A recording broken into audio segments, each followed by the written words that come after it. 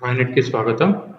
ఈరోజు CSP ID generate అయిన తర్వాత ఈకేవైసీ ఎలా చేయాలో, మీ మొబైల్ యాప్‌లోనే ఈకేవైసీ ఎలా చేయాలో చూద్దాం ఒకసారి.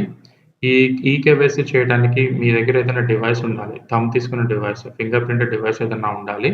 సో, అది ఉంటేనే మాత్రమే మీరు చేయగలరు. సో, ఇప్పుడు మీకు సీఎస్‌పీ ఐడీ తీసుకున్న తర్వాత మీరు ప్లే స్టోర్‌లోకెళ్ళి ఎక్స్‌ప్రెసో రాయ్‌నెట్ అనే ఈ యాప్ ఒకటి డౌన్‌లోడ్ చేసుకోండి. సో, ఇక్కడ యూజర్ కోడ్ అలాగే ఈమెయిల్ ఐడీ అని అడుగుతుంది గదా!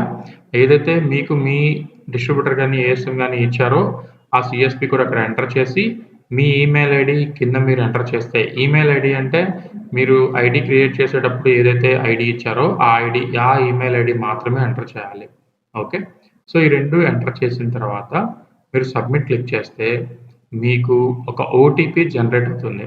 ఫస్ట్ టైమ్ మీరు లాగిన్ అయ్యేటప్పుడు ఏదైనా డివైస్‌లో కానీ, కొత్త డివైస్‌లో కానీ, లేకపోతే ఫస్ట్ టైమ్ లాగిన్ అయ్యేటప్పుడు కానీ ఖచ్చితంగా ఓటీపీ మీ మెయిల్ ఐడీకి, మీ మొబైల్ నంబర్‌కి సెండ్ చేయడం జరుగుతుంది. సో, ఆ ఓటీపీ ఇక్కడ ఎంటర్ చేయాలి. ఎంటర్ చేసి కింద పాస్వర్డ్ ఎంటర్ చేయాలి. సో, కింద పాస్వర్డ్ జనరేట్ చేసుకోవాలి ఫస్ట్. మీరెలా జనరేట్ చేసుకోవాలి? ఏదన్నా ఒక క్యాపిటల్ లెటర్ గాని, స్మాల్ లెటర్ గాని దానితో పాటు స్పెషల్ క్యారెక్టర్ *#, అలాగే డాలర్, పర్సెంటేజ్ ఏదో ఒక సింబల్ పెట్టుకోవాలి. అలాగే నంబర్ ఉండాలి. ఇదైతే మీకు స్ట్రాంగ్ పాస్వర్డ్ అంటారు. సో, ఈ కాంబినేషన్స్‌తో పాస్వర్డ్ ఒకటి జనరేట్ చేసుకొని 2 సైడ్స్ కూడా సేమ్ అలానే ఎంటర్ చేసుకొని ఓకే చేసుకుంటే మీ పాస్వర్డ్ సక్సెస్‌ఫుల్‌గా జనరేట్ అవుతుంది. మీకు మళ్ళీ లాగిన్ పేజ్‌లోకొస్తుంది. సో, ఇలా లాగిన్ అలాగే పాస్వర్డ్ సీఎస్‌పీ కోడ్, పాస్వర్డ్ ఈ 2 ఎంటర్ ఈ లాగిన్ పేజ్‌లోకొచ్చిన తర్వాత మీరు కొన్ని పర్మిషన్స్ అడుగుతుంది. సో, లాగిన్ బటన్ క్లిక్ చేయగానే మీకు ఇట్లా ఇదిగోండి. సో, ఇట్లాగా ఆ పర్మిషన్స్ అన్నీ ఇవ్వాలి. పర్మిషన్స్ అన్నీ ఇచ్చిన తర్వాత మీకు లాగిన్ అవుతుంది. సో, అగ్రీమెంట్ డైలాగ్ దగ్గర మీరు ఒక సిగ్నేచర్ ఐ అగ్రీ అనే ఆప్షన్ క్లిక్ చేసి మీ సిగ్నేచర్స్‌లో ఏదో ఒక ఫాంట్ సెలెక్ట్ చేసుకోవాలి. ఓకేనా? సో, ఆ ఫాంట్ ఏదో ఒకటి మీరు సెలెక్ట్ చేసుకొని అగ్రీ క్లిక్ చేస్తే మీకు ఇప్పుడు ఈకేవైసీ చేయటానికి అవకాశం ఉంటుంది. ఓకే. సో, ప్రొసీడ్ క్లిక్ చేసిన తర్వాత మీకు ఇక్కడ ఎక్కడికెళ్ళాలంటే మీకు ఏఈపీఎస్ ఈకేవైసీ అని ఉంటుంది. సో, ఈ ఆప్షన్ గాదు. సో, ఇక్కడ మీకు అదర్ సర్వీసెస్‌లో గనుక చూస్తే యెస్ బ్యాంక్ ఈకేవైసీ అనే ఆప్షన్‌లో క్యాప్చర్ ఇమేజ్ అలాగే ఫస్ట్ క్యాప్చర్ ఇమేజ్ చూడండి.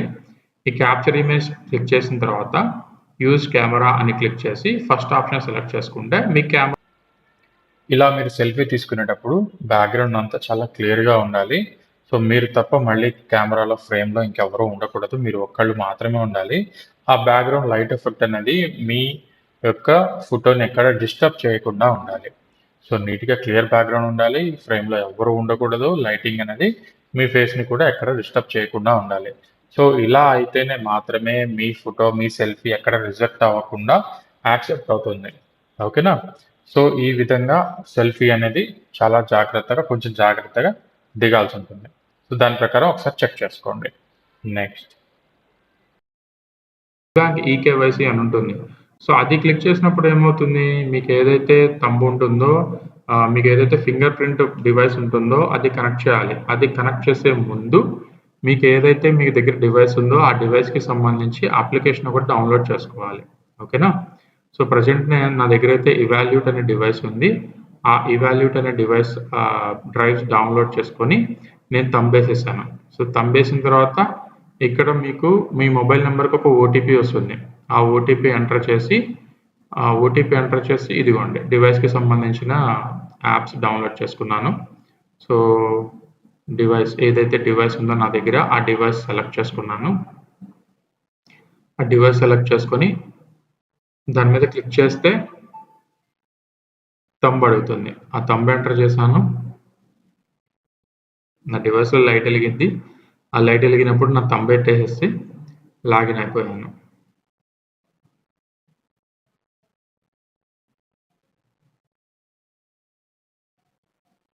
క్యాప్చా అడుగుతుంది. క్యాప్చా ఎంటర్ చేసి సబ్మిట్ క్లిక్ చేసేయాలి.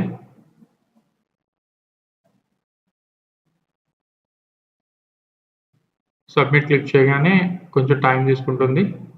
ఇక్కడ ఈకేవైసీ డన్ సక్సెస్‌ఫుల్లీ అని వస్తుంది. Okay. So, close button click చేసేసిన తర్వాత మీకు వెరిఫికేషన్ కాల్ వస్తుంది. వెయిట్ చేయండి.